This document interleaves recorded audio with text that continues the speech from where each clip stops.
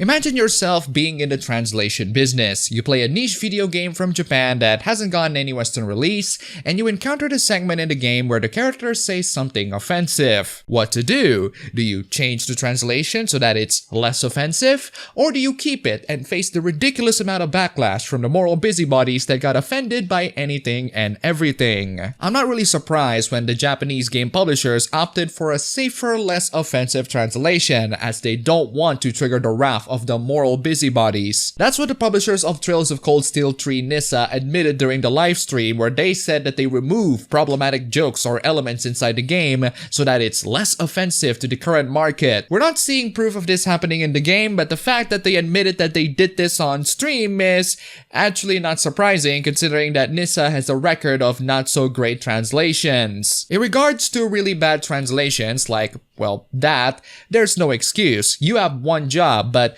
that's in regards to their competency as a translator. While their job is to translate these games as faithfully and accurately as possible, they also need to avoid outrage as much as possible. It's the moral busybodies who are putting them at gunpoint and creating this atmosphere where you're not allowed to accurately depict something because it's offensive to the Western culture. This is just the sad reality of the translation industry, and that's not something that is gonna change anytime soon, as long as this culture of toxicity and fear over bad words persists throughout the years. In result, we have Japanese games that are still good, still fun to play, and miles better than what the Western gaming industry can offer, but they might have been potentially neutered to not cause offense to the easily offended crowds. Since not a lot of us are particularly proficient in the Japanese language, we can't really tell if the English translations totally neuter the dialogues or if they are actually faithful and we don't really have a lot of time to compare and contrast. We're too busy playing and enjoying the good games that they offer. To a lot of people, that's enough. As long as the game doesn't drastically or noticeably alter the game's content from the Japanese version,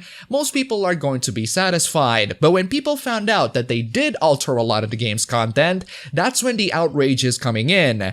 But there's another side to the outrage coin. There are people who are outraged because they neutered the game.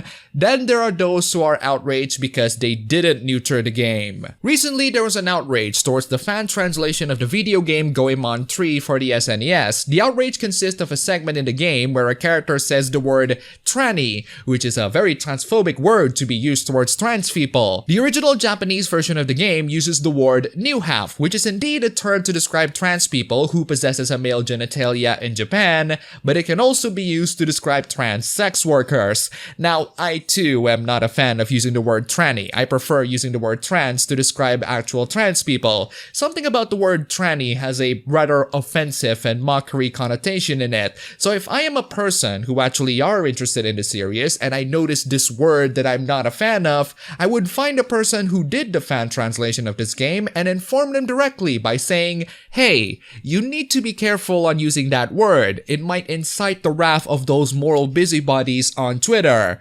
That, or I just ignore them because it's just a word and it doesn't really affect me, but I'm a filthy cis man, so what do I know? Now, I haven't played the game, so I don't know the further context of this conversation, but from this conversation alone, I would question using the word trans to describe a man who transitioned into a woman and doesn't disclose the fact that she's trans to her significant other. There's another T word that perfectly describes that behavior, and we all know how that's not a very good word to be used for trans people. So you either have this character to use the word tranny in a mockery tone, or you have this character use the word trans and turn this character into the absolute worst representation for trans people in a video game. Yes, much worse than Persona 3. At least the trans woman in Persona 3 doesn't have a significant other that she lied to for God knows how long. Unfortunately, moral busybodies don't think 2 to 3 steps ahead. They look at the bad word on the internet and they got outraged because of that bad word. This got viral on Twitter and people began to leave nasty messages to the translator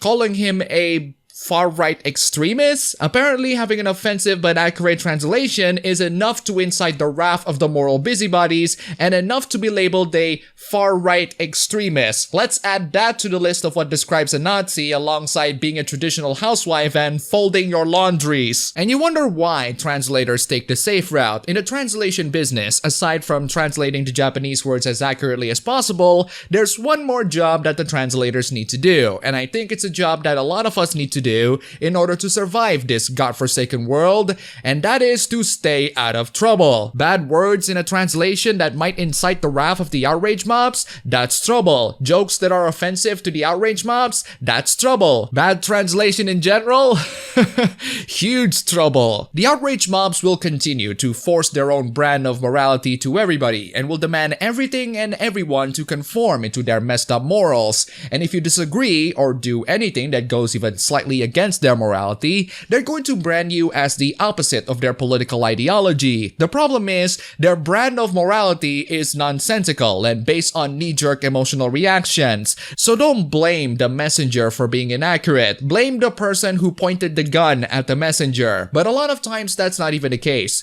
A lot of times the translators already agreed with the person who pointed the gun. So with that, you seriously need to ask yourselves, why do we even have these moral busybodies in the first place? Why do we even have these outrage mobs with their guns pointed at everybody's head in case they decided to do something that they find morally objectionable? How do these overly sensitive and incredibly judgmental people exist in the first place? How can they have the mindset that allows them to think so bitterly and cynically to other people? If you know the answer to those questions, you might find the solution to this problem. There have been a lot of people who have been affected by this destructive ideological mindset that made them depressed and pessimistic in life, thinking that everyone is going against them for going just slightly against their viewpoint. In result, we have people falsely accusing someone of being an extremist for doing something as making an accurate translation. It's to the point where he has to apologize to everybody for it.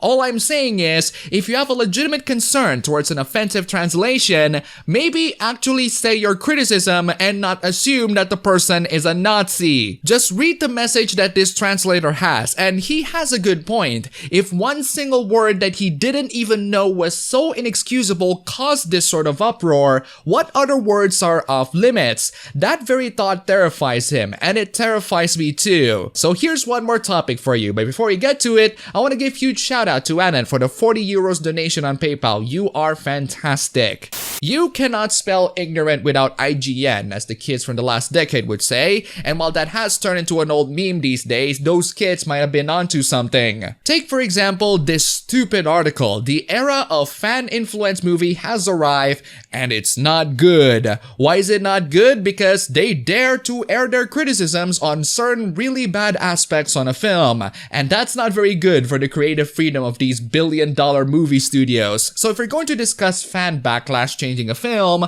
what is the best movie to start off your example? Well, the writer pulled off the Sonic the Hedgehog film as a first example, which means that the writer is going to defend the old and nightmare-fueling original design. The writer said that while the design is a lot better, the artist who designed the original version was scrutinized on social media for a week straight. I mean, if you can't see why that happened, writer, I can totally see why you're writing for IGN. The writer even went on as far as to say that this has set a dangerous precedent for artists working on the film industry, and that dangerous precedent is the threat of not making a trash heap of a design. Oh no! How can these artists get through this struggle? I think you need to understand the fact that these films are made for people to consume, as in, they buy tickets to see them. There are works of art that are not made to satisfy consumers, and they're made because the artists want to express their own artistic desires or tell their own story in their own fashion, like Sonic fan fictions. I am quite certain that the original Sonic design was made by hard-working artists that put about as much effort as the worst that Sonic fan arts could offer, but say what you want about those awful fan arts,